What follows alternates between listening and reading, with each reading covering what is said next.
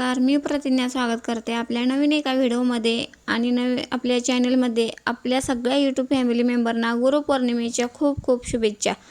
गुरुपौर्णिमेलाच आपण व्यास पौर्णिमासुद्धा म्हणतो, कारण या दिवशी ना महर्षी वेदव्यास यांची जयंती असते आणि त्यांच्या जयंतीनिमित्त हा दिवस आपण साजरा करतो.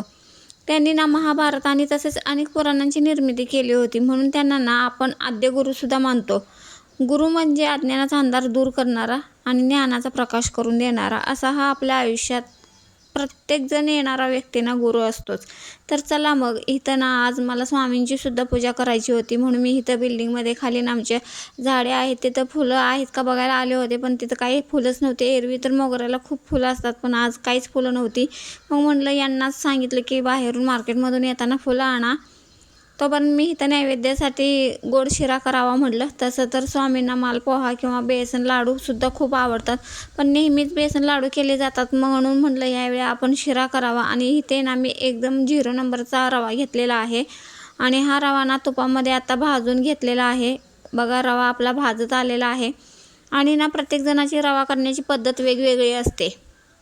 कोणी कोणी काय करतं, एकीकडे रवा भाजायला ठेवतं आणि एकीकडे पाणी उकळायला ठेवतं, आणि पाणी उकळलं ना रवा भाजलेल्यावरती ना ते पाणी ओततात आणि तसा रवा करतात आणि त्यानंतर ना वरून साखर टाकतात. पण मला तसा रवा कधी जमलाच नाही आणि मी कधी करण्याचा प्रयत्नसुद्धा केला नाही. मी नेहमी असंच करते.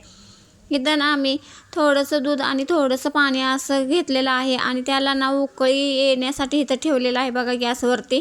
आणि यामध्ये ना आता ह्याला छान अशी उकळी आणून द्यायची आणि त्यामध्ये ना बारीक रवा टाकून घ्यायचा. असा सुद्धा ना रवा म्हणजे शिरा खूप छान होतो, सुटसुटीत होतो. यामध्ये आज ना मी थोडंसं केळसुद्धा टाकणार आहे, म्हणजे जसं आपण सत्यनारायणाला प्रसाद करतो ना तसा हा शिरा करणार आहे. तर चला मग, इथं पाण्याला आपल्या आणि दुधाला उकळी आलेली आहे, त्यामध्ये हा रवा टाकून घेते. पाणी आणि दुधाला उकळी आल्यानंतर त्यामध्ये मी साखरसुद्धा टाकून घेतली होती त्यातच. यामध्ये थोडंसं मीठ आणि वेलची पूड घालून ना हा रवा असा हलवून थोडा वेळ घेते आणि नंतर त्यावरती ना ताट ठेवून 5-10 मिनटासाठी तसाच ठेवून देणार आहे, जेणेकरून आपला रवा ना फुलला जाईल आणि एकदम व्यवस्थित शिजला जाईल. तर चला मग, आणि तोपर्यंत मला बाकीचे ना ड्रायफ्रूट्ससुद्धा इथं बारीक करून घ्यायचे होते.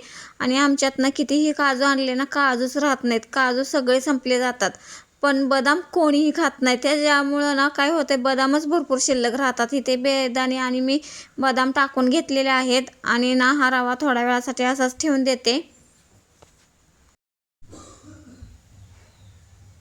तर चला मग, आणि शिरा कसा आहे प्रत्येकाला आवडतो असं नाही, म्हणून मी जास्त काही केलेलं नाही, फक्त स्वामींच्या पुरता थोडासा नैवेद्यापुरता केला. इथे आपला शिरा तयार झालेला आहे आणि आता एका डिशमध्ये मी काढून घेते स्वामींच्या नैवेद्यासाठी. जीवनात ना आपल्या प्रत्येक स्टेपवरती ना वेगवेगळे आपल्याला मार्गदर्शक करणारे असे अनेक गुरु भेटतात, ज्यांच्यामुळे ना आपल्या आयुष्यात ना चांगली प्रगती होण्यास मदत होते. फक्त आध्यात्मिक गुरुच असतो असं नाही, जो आपल्या जीवनात ना योग्य मार्गदर्शन करणारा, आपल्या प्रगतीला हातभार लावणारा प्रत्येक व्यक्ती हा आपल्या आयुष्यातला प्रत्येक गुरु असतो. सुरुवातीला तर आपण जन्मल्यापासून तर आपले आईवडील हे आपले गुरु असतातच, आणि शालेय जीवनात आपल्या शाळेतले शिक्षक हे आपले गुरु असतात. तर चला मग, इथं माझा नैवेद्य भरून सुद्धा झाला होता. आणि ना आज गुरुपौर्णिमेनिमित्त खरं तर मला गुरुचरित्राचं पारायण करायचं होतं, पण ते शक्य नाही झालं. मग म्हणलं चला तर स्वामींचं सारामृताचं जे पुस्तक आहे ना ते तरी वाचून घेऊया. तसं तर मी ते डेली वाचतेच पुस्तक, पण आज गुरुपौर्णिमेनिमित्त म्हटलं एक दिवसाचं त्याचंच पारायण करूया, म्हणून मी इथं स्वामींची छान अशी पूजा मांडून घेतली आणि ना त्या पुस्तकाचं एका दिवसाचं पारायण करून घेतलं आणि शिरा हा नैवेद्य दाखवून घेतला. पण काय झालं, माझ्याकडून स्वामींची जी पूजा मांडली होती तो व्हिडिओ करायचंच मी विसरून गेले आणि नंतर लक्षात आलं माझ्या की तो व्हिडिओ झालेला नाही आहे. तर चला, असं इथं आपली पूजा तर झाली होती छान अशी. आणि ना आज माझा उपवास होता, मी पौर्णिमा करते आता, 2-3 वेळा झालेत आता पौर्णिमा.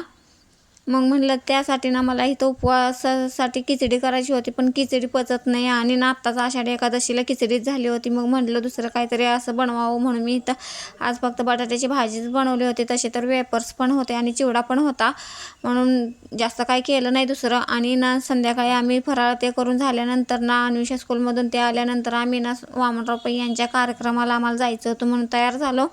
आणि जायला निघाला. आणि इथे बघा कृष्णा नदीला वरून धरणातून पाणी सोडल्यामुळं ना पाणी वाढलेलं आहे. आणि आम्ही जेव्हा कार्यक्रमाच्या इथे पोचलो ना त्यावेळी ना आरतीला सुरुवात झाली होती. सुरुवातीला वामनराव पै आणि ज्ञानेश्वर माऊली यांची आरती करून घेतली.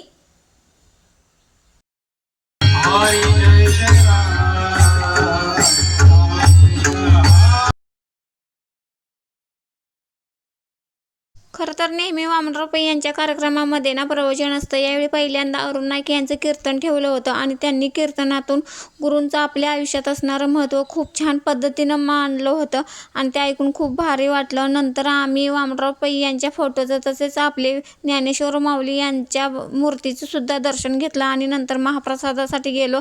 महाप्रसादाला तशी खूप गर्दी होती. नंतर आम्ही महाप्रसाद घेतला आणि छान असा महाप्रसाद आपला असा होता. तर चला मग असा होता आजचा दिवस. पुन्हा भेटू नेक्स्ट व्हिडिओमध्ये. तोपर्यंत बाय.